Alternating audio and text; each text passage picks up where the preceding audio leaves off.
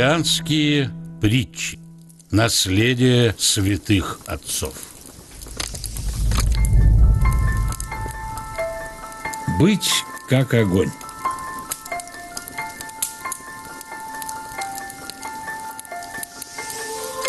Авва-Лот, посетив Авву Иосифа Панифосского, сказал ему: «Отец мой, по силе моей я исполняю малое молитвенное правило, соблюдая умеренный пост, занимаюсь молитвою, поучением и безмолвием, стараюсь наблюдать чистоту, не принимая греховных помыслов. Что надлежит мне еще сделать?» Старец встал и простер руки к небу. Персты его соделались подобными 10 вожженными светильниками.